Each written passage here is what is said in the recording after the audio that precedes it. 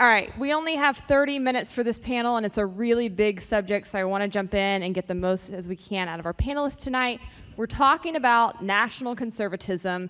I want to talk about its origins, where we've seen this throughout the world, what threats it poses for our country. So I want to dig in immediately just by getting both of you to sort of define what is national conservatism. Start, Aaron, and I'll follow. By the way, before you start, pick it up! Give me a round of applause. Come on. Go. Okay. So I don't know that there is one thing that is national conservatism. It's more of a constellation of... Is the mic Mike. on? Am I? Can we get the mic? Now you are. Now you All are. right, I'll start over. So I don't think there is a central one thing that is national conservatism. It seems to be more a constellation of various forms of a liberalism on the right that have been percolating for years but became supercharged under Trump, and then what we now know as national conservatism, and the National Conservatism Conference that's put on by the Edmund Burke Center is an attempt to attach all of those on to whatever this thing is that Trumpism is, and give an intellectual core to Trumpism, and then to be able to carry that forward in a post-Trump world.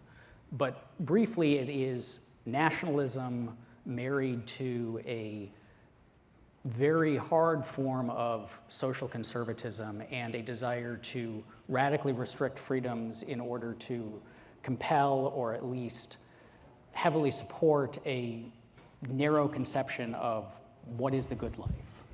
It's, Aaron's right. It's national conservatism, which, by the way, is the Republican Party right now. Make no mistake, and if Trump died tomorrow, it's going to remain the Republican Party. It's the right that has felt beaten up and down and kicked around for years, Hannah. Mm-hmm. Now they've got some power, and now they're saying, I'm going to use the power of government, like the left's been doing all these years. So now we're going to use the power of government to punish people, to go after our enemies, to get the country we want, some sort of Christian theocracy. Aaron's right. It's fundamentally antithetical to freedom, but it's kind of the right's revenge. I really like that definition because for me, coming up in the era I was in, I was always very opposed to Trump, not just because of who he was and what he stood for as a person, but because I really thought, what we could lose over the next decade, 2 decades, if the American right quit standing for free markets and individual liberty and limited government. And I think you're exactly right. That's what happened. It's bigger than him. It's here to stay. I guess my question to follow that up would be, was it always sort of underlying there, latent, and he came in and tapped into it, or is it something that you think he created? And I'll be interested in Aaron's perspective. I think it was always there.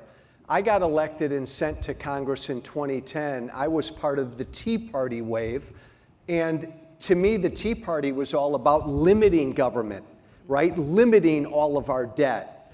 But there was this other aspect of the Tea Party, a more nationalist, I'm pissed off at the left kind of a thing. When I went to Congress, we didn't deliver on limiting government or doing anything about the debt. And so Republican voters got really disenchanted, and then along came Trump. And he tapped into what I think is the uglier strand in the Republican Party base, which is this more nationalist impulse. And actually, Hannah, this more authoritarian impulse.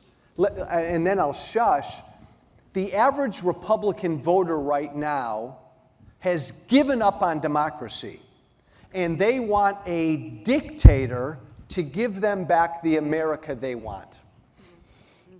Yeah, I think what it shows is there was always this element of the right that saw freedom as instrumental and limited government as instrumental, in the sense that they were opposed to government power and the exercise of government control when they saw government as a threat to the values that they held. And so if government was going to stamp out conservative Christian values or social conservative values, we want to limit government. But what Trump did was Trump showed them, now we can control this thing, and we can use it as a way to engage in war against the people who have wronged us, who have angered us, which they see as all of us liberals who have chosen to live in ways that don't conform to their narrow values. And so now they have turned to government as a tool for essentially instantiating in the world through violence the particular way of life that they prefer. So it's simply, I think the main change that we have seen, and Trump was what catalyzed this, is a shift from seeing government as a threat to government as a powerful tool they can use to get their way. I think that's exactly right. And that's something I hear repeated a lot from the right, especially when it comes to issues like big tech. You constantly hear them say, well, they've done this to us, so we need to do it to them. And it seems to be something that's going to continue to escalate and to continue moving us further and further away from actual liberty. Well, look at let's be real. If Trump wants to run for president again, which I think he will, he'll be the Republican nominee. But if he doesn't, who's the second most popular Republican right now? Besides Tucker Carlson, who's just, don't even get me started, it's the governor of this state, Florida. Ron DeSantis has become famous for what? Using the power of government to punish individuals and private businesses, to punish people, to go after people. Again, that's antithetical to what everybody in this room should believe in, but he's the second most popular Republican right now by far. Yeah, I think that's right. And I know that most people in this room are more libertarians, but I think many of us came from the right. I know I grew up Republican and then ended up leaving the party, and I think that we do still have to be concerned with what happens within that whole institution right now in our country. And I guess my big question for you guys is, if the National Conservatives get their way, and they're working really hard to maintain their control of the party right now and to try to get their foundations in place, what does the country look like in 10, 15 years? What are the things that we lose? What's most at stake right now? They are, I think, intentionally a little bit slippery on this. So they are good, the intellectualized portions of National Conservatism, they are good at pointing out what they think are the failures of liberalism, where the country's gone wrong. They'll speak in broad brushstrokes about a need to return to tradition, or Zoni, who is kind of the intellectual forefather of a lot of this, speaks about the need to return to much more local control and a particularly biblical, in his view, approach to basically everything. But they tend not to be clear about what that would actually look like in governing practice. And I think the reason that they're not clear about it is because, first, the particular world that they want to make happen is not popular, whether that's a Catholic theocracy or a agrarian and manufacturing society. Like, these are not what the reason that their values are not popular is because people chose not to live in accord with them, not because the government forced people not to.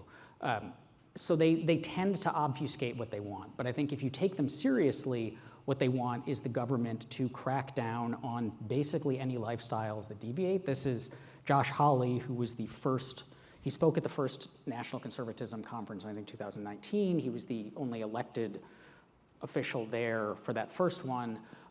His early writings, even before he got involved in elected office, are very clear that he despises all of your freedom because you're choosing to do things differently than the way that he would do them, and he thinks that's bad not just for him and for the country, but it's bad for you, and because it's bad for you, you should be compelled to live differently. Like, their ultimate goal is an incredibly powerful government that actively reorganizes society through economic force, regulation, and so on, to make all of us live this style of life. I mean, it is straight up authoritarianism is what they are pushing for. I think if you believe in freedom, which I'm assuming everybody in this room does, this is a scary ass time in America. I'm a small L libertarian, former Tea Party congressman who doesn't have a home right now. I'm not a Democrat. I respect the Democrats, but I disagree with them on policy. They believe in a bigger government. But my former political party, the Republican Party right now, is fundamentally authoritarian. And Aaron mentioned this, the other thing that cannot be overlooked and has got to be confronted, much of what these national conservatives want is a Christian country, a Christian theocracy. They don't believe in separation of religion from government. They don't believe in a secular country. They will tell you that. They want this country run on, they want the government run on Christian principles. I'm Christian, but that is scary because that's not what America is. That's not what America was meant to be. Now, I think you're all younger than I am. I'm an old white guy. The only hope is much of the Republican Party base right now is older white guys.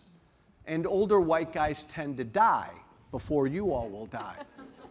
And right now the Republican Party, I think, is going to have trouble, Hannah, drawing young people and people of color to this authoritarian philosophy. Well, that's kind of my next question, because I think, we can count on old white men dying, but that can't be our only plan here. Yeah, we've got to have some things in the backup here. And my question is, clearly they think this is something they can win on, right? I don't think that it's just that these people are all foolish and are just in their own tribe. They are seeing some momentum with groups that have been somewhat surprising, right? We saw a lot more of the Hispanic and Latin American culture vote for Trump than you would have thought. We've seen some younger people who have been coming into this ideology. What do you think it is that's attracting them, and what can we do, especially as younger people in this room, to outreach to those groups and to try to pull them into our way of thinking instead?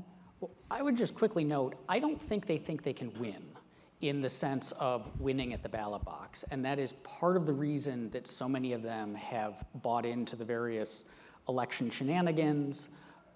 It's why I think it's Adrian Vermeule has said that one important strategy is essentially take over the administrative state through executive appointments and then use the administrative state to enforce that. A lot of that is a recognition on their part that at the ballot box, democratically, their ideas are not popular. And they're probably not going to get to the point where they are popular enough to win. So that's the hostility to democracy and the liberalism that enables it.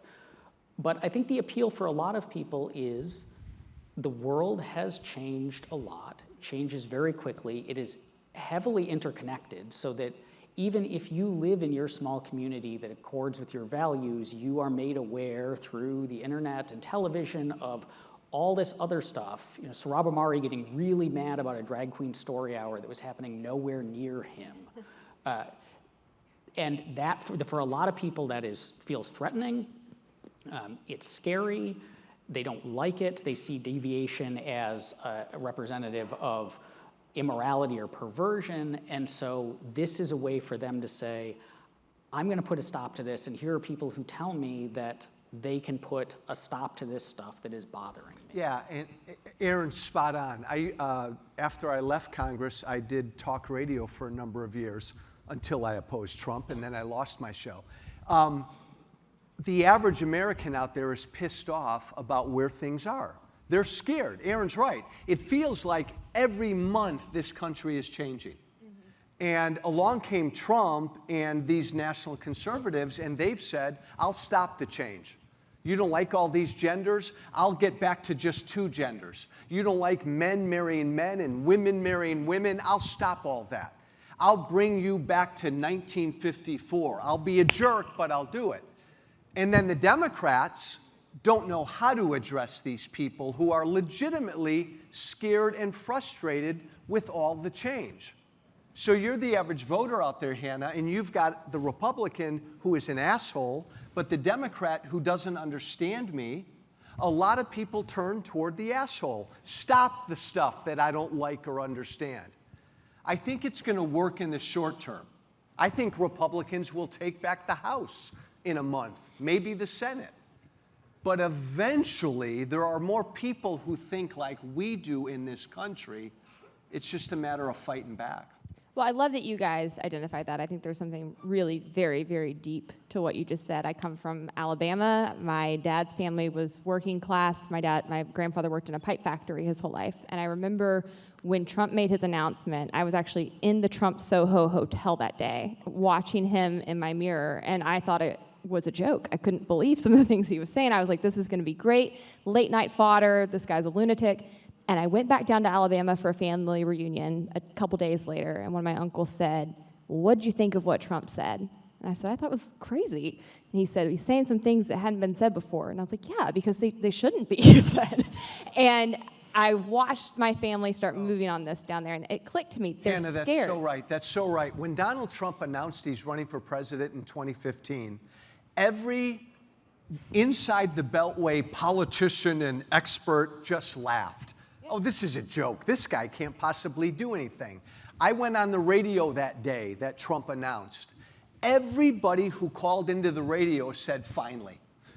Finally, there's somebody who gets how pissed off I am at all of this stuff.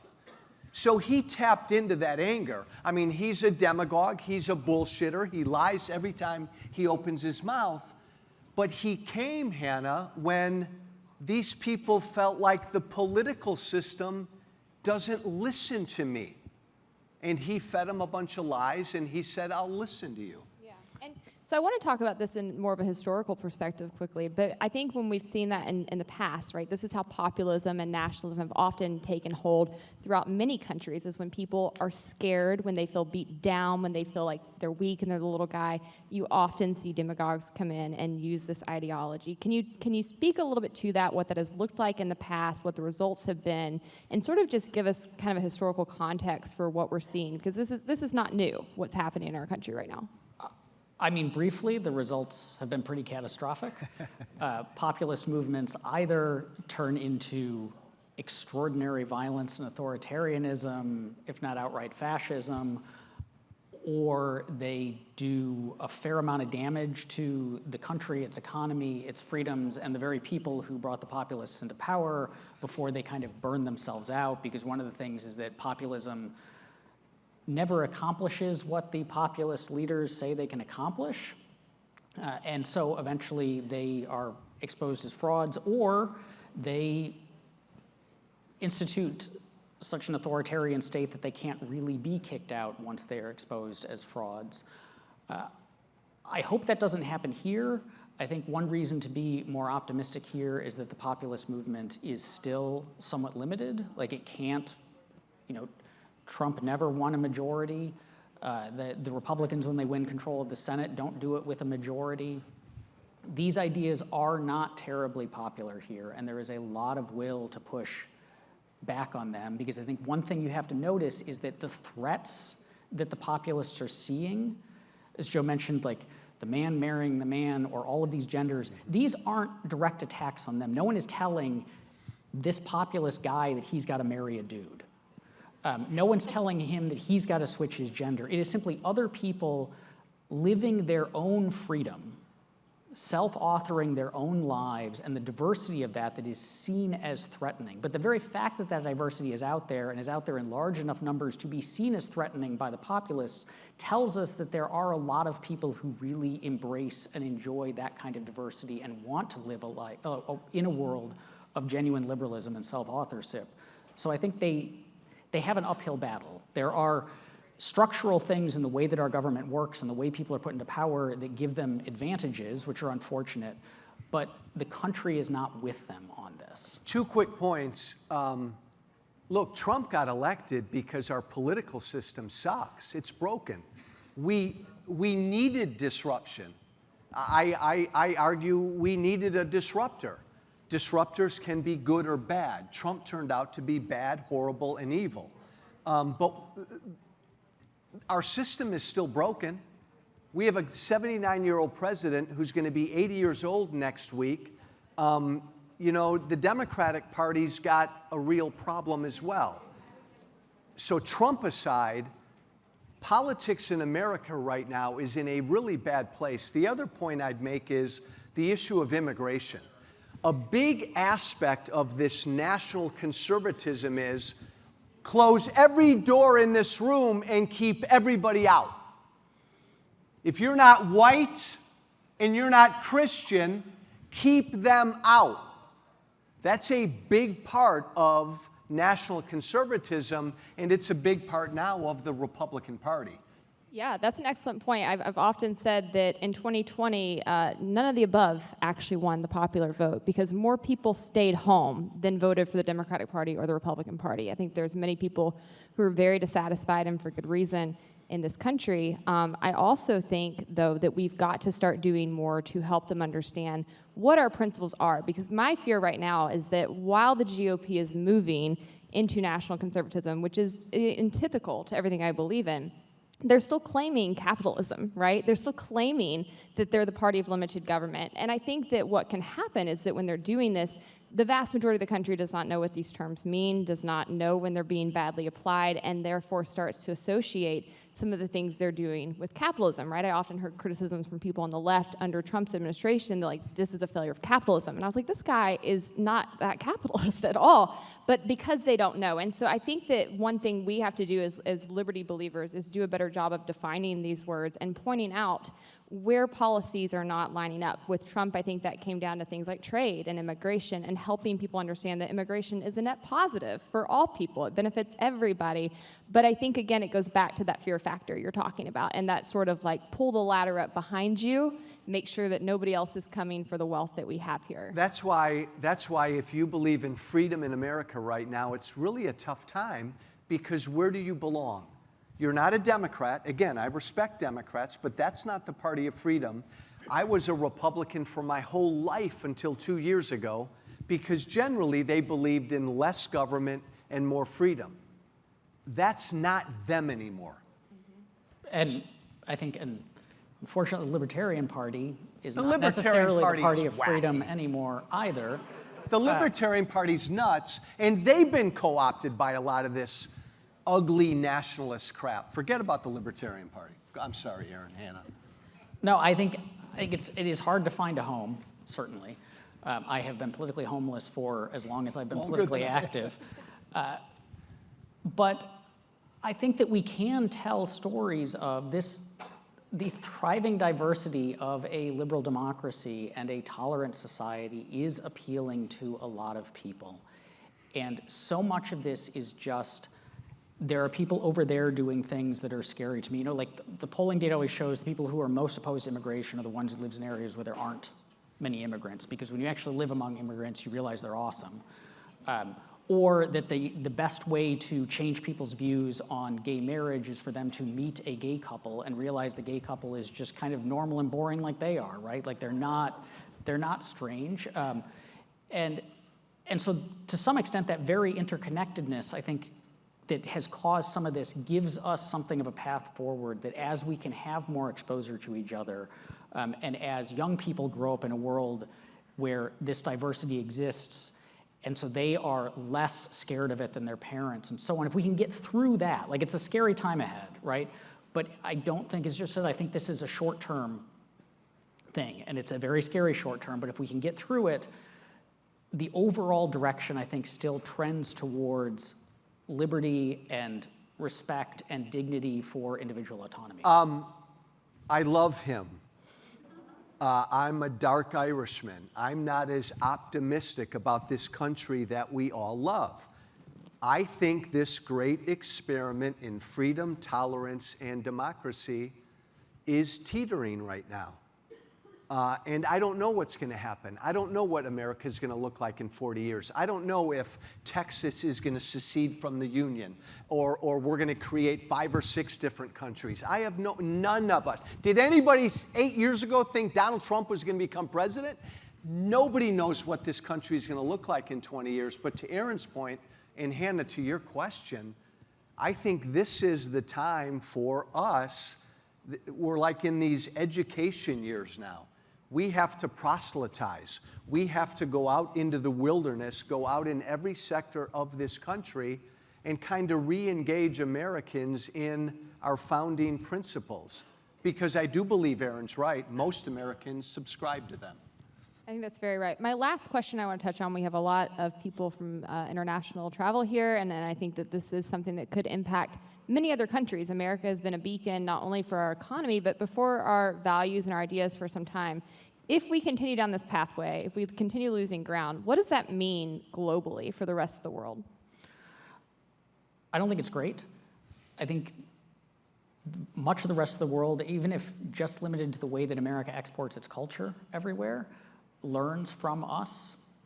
And if they see these ideas represented, it makes it harder for, at the very least, those nascent movements for liberty in other parts of the world to find purchase or to feel like they have an ideological ally.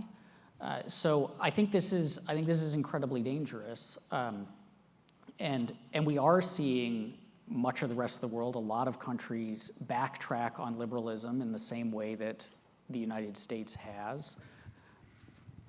So I guess ultimately, and this cuts against the nationalism, right? Like, we are all in this together.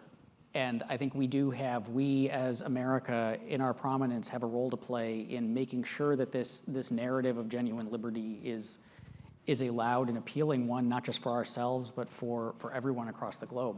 I know Aaron's not. I'm not a neocon. I don't want Americans fighting all over the world. That's not my vision. But America has always been a beacon for freedom. What would it look like, Hannah, if America was not that beacon? Putin invaded a sovereign nation 8 months ago. Imagine an America that didn't say a damn thing, or an America that didn't do a damn thing, or an America that said, okay, Putin, you're fine. Imagine an America that didn't rally the free world to help Ukraine defend itself. Iranian women right now are putting their lives on the line to be free. If America wasn't that beacon of freedom and hope, we would not, as a country, be supporting them yearning for freedom. That's a bad, scary thing. It really is. It really is. All right, any closing remarks from either of you before we wrap up here today? No, I just want to hear Aaron's closing remarks. I'm done. You're more optimistic than I am. I am optimistic. I hope that's not just being naive. I would just say I think that national conservatism is the future of at least the intellectualized American right for the near to medium term. And so my advice is the same advice I give to young libertarians all the time, is study the ideas, even if you don't like them. Like, these people are pretty clear in what they believe. They often write very well. Look into it, because I think this is the main thing that we as libertarians, we as the liberty movement, are going to have to struggle against. This is the most acute and intellectual and ideological assault on the values that we hold dear. And so simply go out and try to understand this, because you're going to encounter these people, you're going to have to argue with them, and the only way to do that well is to have a deep understanding of where they're coming from and the arguments they make, even when they're really scary and even when they seem just fundamentally to their core wrong. Okay, I do have a final thought. I knew you did. Be fearless. If you believe in freedom, and you will die for freedom, we are at a point in America right now, and I think it's going to stay this way for a while, where we have to fight for freedom. The right sure fights, the left fights. We're at a point now where you've got to be, and you're all younger than I am, you have to be fearless and be willing to fight for freedom. That's where we are now. Well said. Well, thank you both so much for your time. Thank you, LibertyCon.